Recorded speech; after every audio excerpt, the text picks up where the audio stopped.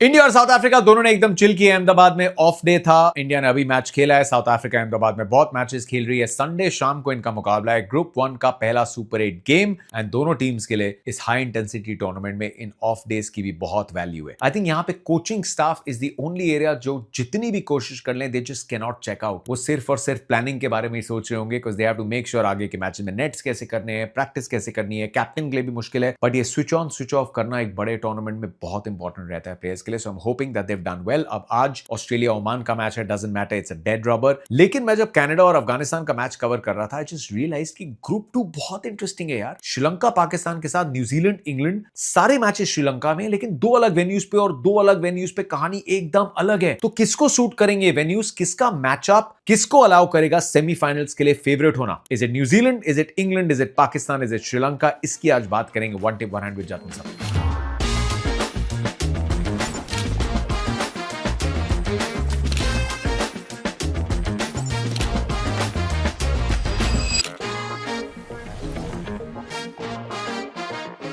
सबसे पहले I would like to congratulate Jonathan trout जिन्होंने अफगानिस्तान के लिए अपना कोचिंग करियर कल शाम को खत्म किया और बड़ा खूबसूरत विजुअल था, मैंने रील भी डाली है। राशिद खान पूरी अफगानिस्तान टीम के साथ वेट कर रहे थे जॉनथन ट्रॉट को गले लगा के थैंक यू बोलने के लिए। ट्रॉट पूरी कनाडा की टीम से मिल के आए, उन्होंने हाथ मिलाया, राशिद ने गले मिले, लेकिन उन्होंने ज्यादा इमोशन व्यक्त नहीं किए। मेट ऑल द प्लेयर्स, हो सकता है ड्रेसिंग रूम में जाके he would have really opened up, लेकिन जॉनथन ट्रॉट के करियर में भी he was a man of very steely resolve, एकदम दृढ़ निश्चय वाले खिलाड़ी थे, ज्यादा इमोशनल नहीं होते थे, ज्यादा एग्जैजरेटेड नहीं होते थे। और उन्होंने अफगानिस्तान को सबसे बड़ी सीख मुझे लगता है यही दी। अफगानिस्तान के सभी खिलाड़ी कोई प्रिविलेज से नहीं आता, अपनी जिंदगी की अलग अलग लड़ाइयां लड़के आए हैं, कहीं छोटे गांव कस्बे से जहां हालात ठीक नहीं है, जहां डर का माहौल हो, और ये सभी खिलाड़ी बहुत इमोशनल रहे होंगे। और जॉनथन ट्रॉट ने इस ड्रेसिंग रूम में इनक्रेडिबली ये जो इंडिविजुअल टैलेंट थे इन सबको एक टीम बनाया और ये शायद कहा कि इमोशंस को ज्यादा अपने ऊपर हावी मत होने दीजिए, फील्ड पे थोड़ी प्रैक्टिकलिटी में खेलिए। कईयों के लिए ही might have been a fatherly figure. So उस मोमेंट पे जहां सब इमोशनल थे जॉनथन ट्रॉट ने अपनी फिलॉसफी नहीं छोड़ी। I thought it was beautiful. Secondly Zimbabwe, well done. 2003 में जिम्बाब्वे की टीम 2003 वर्ल्ड कप के सुपर 6 में क्वालिफाई की थी, उसको गोल्डन जनरेशन कहते हैं। उसके बाद जिम्बाब्वे का जो देश है वहां पे रॉबर्ट मुगाबे की गवर्नमेंट आई थी और बहुत सारा अपहीवल हुआ था। जितने वाइट जिम्बाब्वियंस थे, काफियों का लैंड लिया गया, कई कंट्री छोड़ के चले गए, पूरी टीम जो है उथल पुथल मच गई, but they are now making a comeback. 2022 में बहुत अच्छा खेले थे, 24 में क्वालिफाई भी नहीं किया, लेकिन इस टूर्नामेंट में man what a team. Brian Bennett अब तक एक भी बार आउट नहीं हुए। सिकंदर रजा 39 ईयर ओल्ड, दो fast bowlers Ngarava, Blessing Muzarabani, Graeme Cremer, so many spinners, Wellington Masakadza, batting में गहराई है, एक्सपीरियंस है, Ryan Burl. I think it's an incredible team और इस जिम्बाब्वे टीम के अब हम बहुत रेगुलरली रिजल्ट्स देखेंगे। I hope they get a lot of regular cricket और ग्रुप 1 में कोई भी इनको हल्के में ना ले, सारे अपने मैचेस जीत के आए। आयरलैंड वाले में बारिश नहीं होती, वो मैच भी ये टीम जीतती, उतनी अच्छी ये टीम है। लेकिन ग्रुप 2 की तरफ चलते हैं। अब ग्रुप 2 में इंटरेस्टिंग बात क्या है, and just bear with me क्योंकि मैं अपने शेड्यूल को देखते देखते इस शो को करूंगा। पाकिस्तान, न्यूजीलैंड, श्रीलंका और इंग्लैंड। पाकिस्तान बहुत हेवीली डिपेंडेंट है अपने स्पिनर्स पे, न्यूजीलैंड बहुत वेल राउंडेड टीम है, इंग्लैंड ने अभी पीक करना है, Sri Lanka are riding the momentum, लेकिन मतीशा पथिराना और वनिंदु हसरंगा इन बड़े मैचेस के लिए बहुत बड़े मिस है। श्रीलंका को अब हेवी लिफ्टिंग अपने बैट के साथ करनी पड़ेगी। जो उस मैच में किया ना 182 बने उन्होंने चेस किया, उनको अब रेगुलरली बड़े टोटल हो सकता है चेस करने हो या पहले बैटिंग करते हुए और बड़े टोटल बनाने हो। जिम्बाब्वे के मैच में साफ दिखा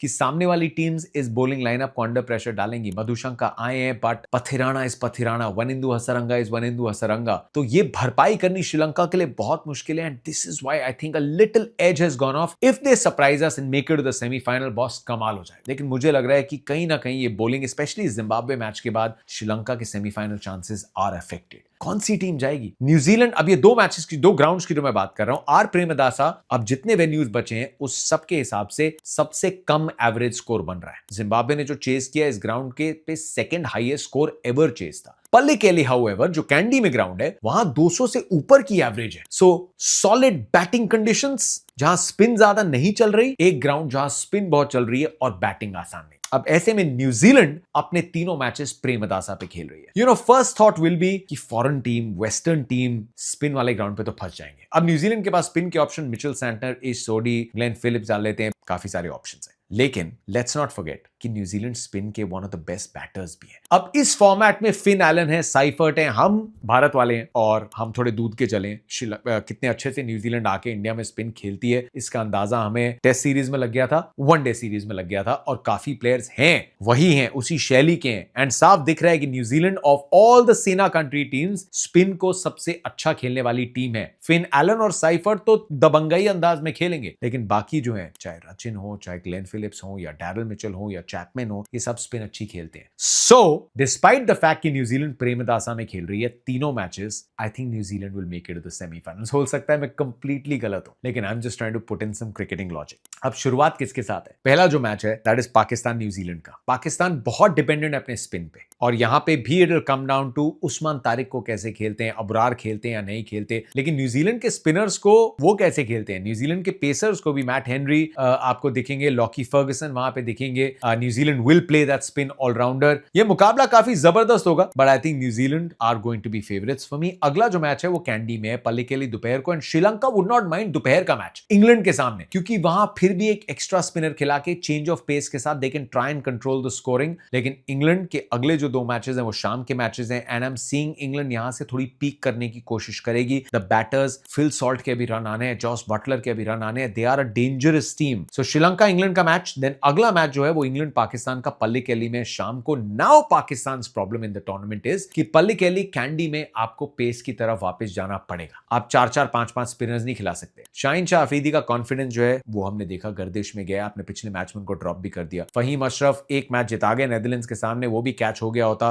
they would have lost the game. उनका रोल क्या है? बॉलिंग वो कर नहीं रहे, बैटिंग उनकी तब तक आती नहीं। पिछले मैच में भी अच्छी स्टार्ट मिली, बाबर आजम को भी आपने पुश डाउन कर दिया। So I think Pakistan could go in with the changes, अगर रेपुटेशन से आगे देख के, if they can bench Babar Azam, जो शायद नहीं करेंगे। ख्वाजा नफे को आप लेके आए, उस्मान ने भी रन बनाए, साहिबजादा ने रन बनाए, साइम आयूब से आपको बॉलिंग मिलती है, सलमान आगा तो कैप्टन है, तो फिर उसके बाद ऑलराउंडर्स की तरफ जा सकते हैं। They might just get a little more balance in the team. एक फास्ट बॉलर को ला सकते हैं, बिकॉज वो लाना पड़ेगा, and Naseem Shah is the Trump card. Shaheen लाए ना लाए, बात रेपुटेशन की है, बात ईगो की है, लेकिन पाकिस्तान के लिए Naseem Shah gets back, how does he perform? एक पल्लिकेली में उन्होंने कमाल का मैच खेला था इंडिया के against Asia cup, I remember that spell, he is a good bowler. लेकिन New Zealand I think are going to be favourites, और क्योंकि इंग्लैंड पाकिस्तान का मैच पल्लिकेली में शाम को है, जहां सामने आर्चर होंगे, लूक वुड होंगे, लेकिन इंग्लैंड की बैटिंग जो नंबर 10-11, मतलब 11 पे आदिल रशीद खेल रहे हैं, वो भी बैट घुमाते हैं, तो इंग्लैंड की बैटिंग लाइनअप तो पूरी है। So England have that evening game, और इंग्लैंड का मुकाबला न्यूजीलैंड के सामने है आर प्रेमदासा में। That I think is a slightly tricky one, लेकिन why do I get a feeling कि इंग्लैंड और पाकिस्तान के बीच में it's going to be a very close one. Actually तीनों टीम्स के बीच में it is now about adaptability, और अडेप्टेबिलिटी का ना थोड़ा सीन बदल रहा है। I still get a feeling कि इंग्लैंड पीक करेगी, इंग्लैंड पीक करेगी इस टूर्नामेंट में, and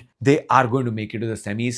New Zealand, I think, are a well-rounded group. लेकिन this is where Pakistan can just surprise you. 2022 के उस वर्ल्ड कप में भारत ने पाकिस्तान से मेलबर्न का मुकाबला छीन लिया था, लेकिन उसके बाद भी they ended up making it to the finals. This is where Pakistan sometimes can just be a team जब इतनी मर्क्यूरियल है कि आप प्रेडिक्ट ही नहीं कर सकते, क्योंकि अनप्रेडिक्टेबिलिटी उनकी सबसे बड़ी ताकत है। But you know what, I will still just say कि न्यूजीलैंड और इंग्लैंड के पास वो बैटिंग डेप्थ और थोड़ी ऑलराउंड एबिलिटी, पेसर्स और जो स्पिनर्स की है, I would have picked Sri Lanka ahead of the teams, लेकिन क्योंकि वनिंदु हसरंगा और पथिराना इंजर्ड हैं, purely for that reason I just get a feeling कि न्यूजीलैंड के साथ England will make it. Otherwise I mean anyone can make it, let's be honest. On the day ये कागजी battles और हमारे जो previews हैं, इनको मुंह की खानी पड़ती है, but conditions are different. New Zealand and Premadasa, Pakistan के 2 शाम के matches that will be played in Pallekeli, that is where the challenge is for them. And Sri Lanka क्या चेस कर सकते हैं रेगुलरली? पथुम निशंका अपनी फॉर्म को कैरी ऑन कर सकते हैं, बहुत मजा आएगा। इंडिया साउथ अफ्रीका का प्रीव्यू कल शाम को लेके आऊंगा, but who do you think group 2 से आपके सेमीफाइनलिस्ट कौन से हैं? कमेंट्स में बताओ, and I will see you.